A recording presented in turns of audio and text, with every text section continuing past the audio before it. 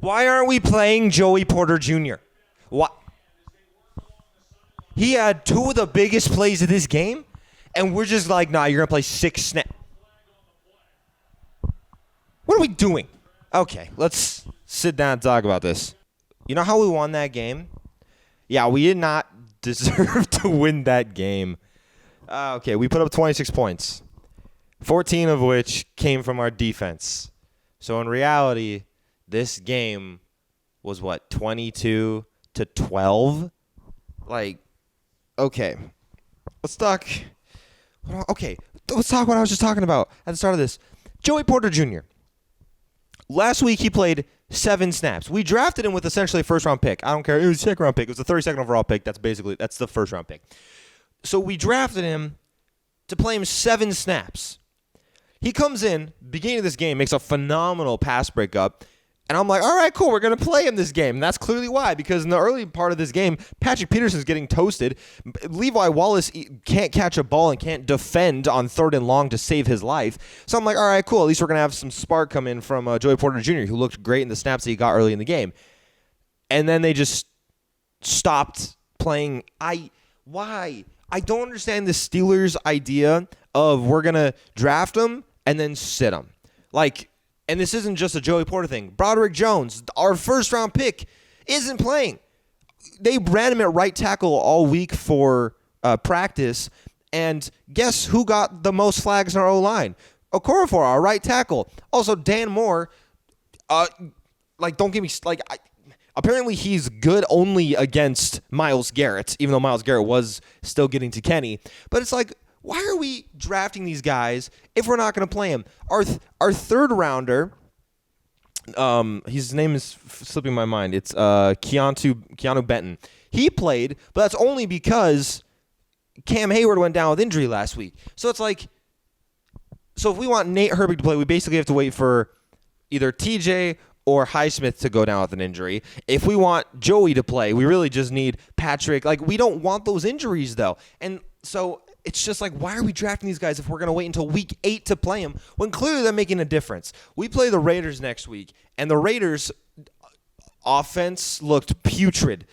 Granted, it was the Bills' defense, but still, it looked putrid nonetheless. So this is a game where if you really want to have a learning moment for these young guys, put them in. Put in Joey against this team.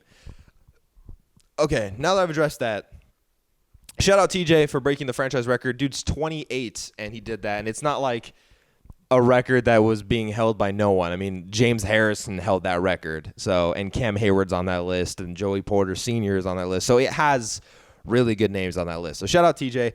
He has 80. I think he did get a second sack. So he's 82 and a half. No, I think he's still 81 and a half sacks. In his career, he's probably going to finish with 120 plus, if I had to guess. That's if he plays like 4 years and keeps up this pace. Shout out TJ.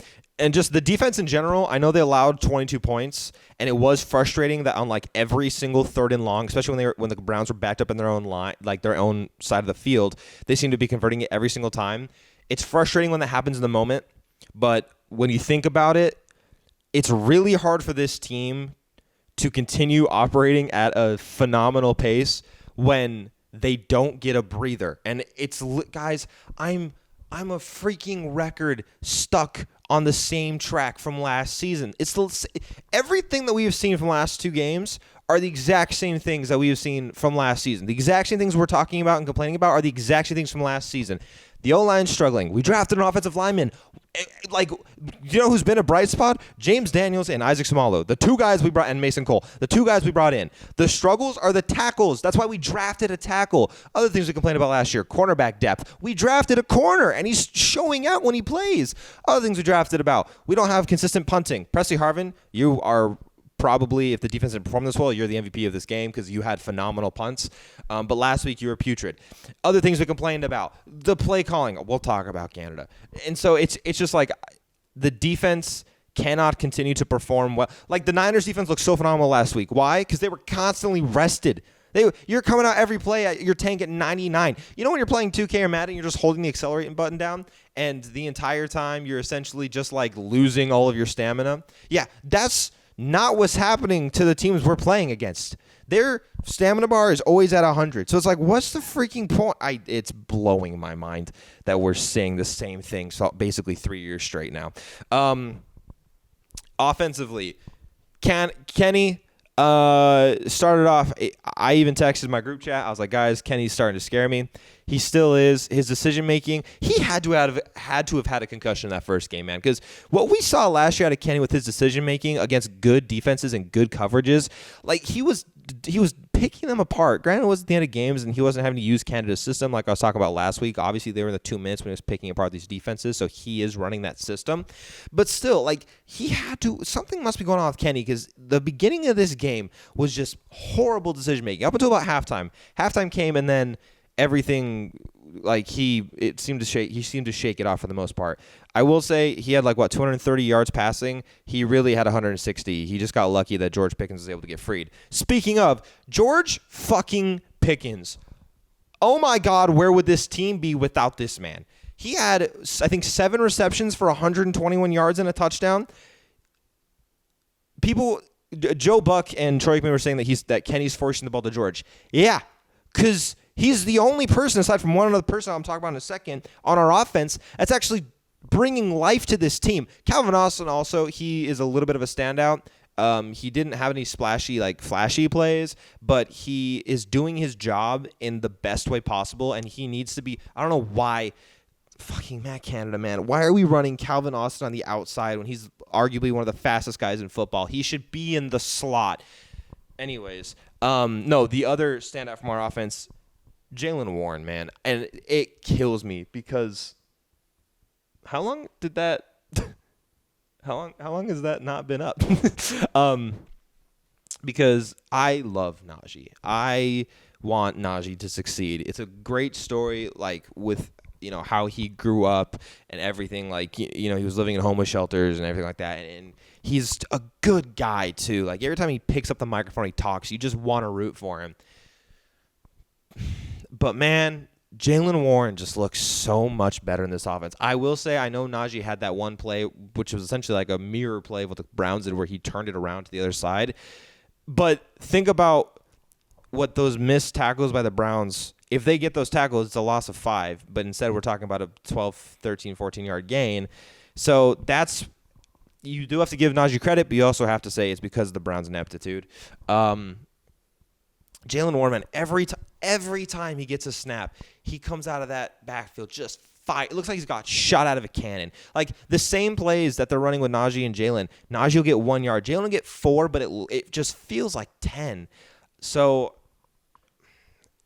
I think it just might be time to make that change and just see what the offense looks like for an entire game running under Jaylen Warren instead of Najee. Because when we'll talk about this, when we're calling screens on 3rd and 16 twice in this game, halfback screens, mind you, and Jaylen Warren is able to turn these into almost first downs, that's something that Najee won't be able to do. So it's just a bummer. Anything else on the offense I really want to talk about before I really dive into you guys know what? Okay, this is coaching-wise. Mike Tomlin stays as the worst challenge coach, decision maker to throw a challenge flag. He stays the worst. The first one was a good one. I honestly thought that was a stupid one, and then I saw the ball came out. I was like, oh, that was a good one. But then the freaking 2 feet in, I don't know. They said that I think he has gone 0 for 5 on his last 5 challenges thrown before tonight. It's just yeah, man, that's what's going to happen. But still, Mike Tomlin, that's not saying I want him out. I will never want him out of this team as long as he's the head coach. The second he is fired or doesn't get his contract renewed, another team will give him a 14-year contract because they would love to have him, and he's a complete game changer at his position. I said that as if he plays. You know what I mean. All right, let's talk about it. Matt Canada, he's got to go. And I'm sick of saying that because it's not going to happen. Why are we 3rd and 16 and you're calling a fucking halfback screen? What are we doing? You just had your star fucking wide receiver take a slant. Literally just a slant. Not a post, not a dig. A fucking slant. 71 yards to the house. And it was a slant that I think was caught 7 yards in. Why not try that? Why not try a middle, high, low? Why not try 4 verticals on a 3rd and 16 rather than a 4th and 2 inside your red zone like he did last week? I don't get it. And everyone, this is going to kind of go along with what I was talking about with Najee. Najee, Kenny, Deontay still is able to, get his in every game. But when Deontay's healthy, I'll say Kenny, Najee, and George Pickens are getting mistreated in this offense at such a level because of Matt Canada. Matt Canada schemes up everything wrong. The offensive blocking scheme for whenever we're running the ball is some of the worst I have ever seen. And I think Najee on another offense would be a phenomenal running back. I wholeheartedly believe that. But the way Matt Canada uses him, I will say Najee still is too patient at times, and he just doesn't have that explosiveness. But do you know who else is not explosive and is very patient? Fucking Nick Chubb, which prayers up to Nick Chubb. It sounds like he's going to be out for the entire season and possibly even a career ender, which really sucks. But that style of running back can work in the NFL, and Matt Canada is just ruining that. And then the potential with Kenny, I don't think we're going to get a breakout season from Kenny. I think we're probably going to get a 12 interception, 22 touchdown season from Kenny for maybe 3,800 yards. It sucks to say, but that's not on Kenny. I don't think he's going to be the superstar we want him to be, which really sucks because I want him to be. I really, really want him to be. But as long as Matt Canada's his OC, he's negating any growth Kenny can have, because when it's first down and you run a fucking draw, and then it's second down and then you run a fucking power O to the weak side for some fucking reason, and then third down, you're not going to give this quarterback an opportunity to throw the ball deep. No, you're going to throw a ball on a fucking drag or an out route that's literally or God forbid, a screen. And if I see another wide receiver go in motion behind Kenny Pickett one more fucking time, I'm going to lose my mind, you guys. Matt Canada, he didn't even have success in college. And Matt Canada was someone, when we had Randy Finkner, that I was fucking wanting so bad. I was like, we need to get Matt Canada in here because I hated the way we ran the offense with Randy. Granted, it was still gross. But you know what we did with Randy that we'd never be able to do with Matt? We started 11-0. We started 11-0. So clearly something Randy was doing was working. But, next week we have the Raiders. The week after that we have the Texans, I think. And then the week after that I'm pretty sure it's the Ravens. Or it's the Ravens and the Texans. But either way, those are the next 3 games. We have to win the Raiders game and we have to win the Texans game. I mean, we have to win the Baltimore game because it's a division game. But I'm just saying, those 2 games we have to win. Because inexperienced teams and undisciplined teams within Houston being the unexperienced, and obviously the Raiders being very undisciplined, as we saw last week against the Bills. And with the defense playing this way, I don't know how severe Minka's injury is, but man, the defense last week looked horrible. I just think the Niners are that good. We're just going to leave it there. Week 1 was essentially preseason week 4. That was us getting tested against the best of the best. I don't think we're going to have another game like that. It wouldn't be surprising me at this point if the Niners made the Super Bowl, and but the defense is gonna have to do its stuff for the last 3 years, and I really just want T.J. Watt to snap, and I want Cam Hayward to snap, and I want Minka to snap, and just be like, we can't fucking keep doing this. Minka's hurt because we're on the field 90% of the fucking time. Cam's currently out for 8 weeks because we're always on the fucking field. When you constantly are playing, you get fatigued, which increases your risk for injury. Remember who got injured last year? TJ.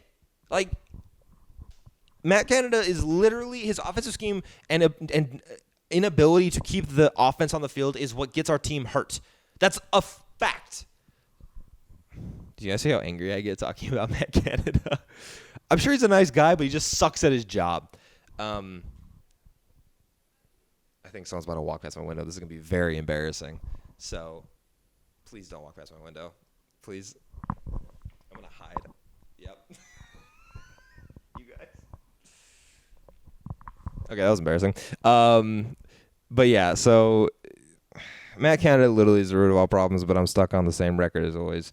I'm curious what you guys think. A lot of people had eyes on this game because it was a primetime game, which I'm so sorry. You guys got to watch another primetime game next week with the Steelers playing the Oh, do we play the Ravens next week? I think it's the Ravens next week and then the Raiders the week after that. Because I think we have Sunday Night Football next week against the Ravens. But point is, you have to watch us on primetime 2 weeks in a row. And I'm sorry. But I'm curious what people's thoughts are, because now everyone kind of got to see this when it's like a Sunday 11 o'clock or 1 o'clock game. Obviously, people don't really get to see every team. But now everyone got to see it. I know no one's going to really like what they saw out of Kenny, which is fair. He didn't give people much to like. I'm just getting so sick of the average depth of target being like 4 fucking yards. Anyways, yeah. I don't think I'm gonna have a game this season where I'm just gonna be like, that was I'm satisfied. I just don't think it's gonna happen, which sucks because we do play some really bad teams this year. Anyways, curious your guys' thoughts, and make sure to check out the podcast this week. We're gonna be uploading a day late because me and Zach can't record on the normal. Oh no, we should be able to get it up by Friday. Just we have to record it a day late. But yeah, check us out on Instagram and TikTok. Other than that,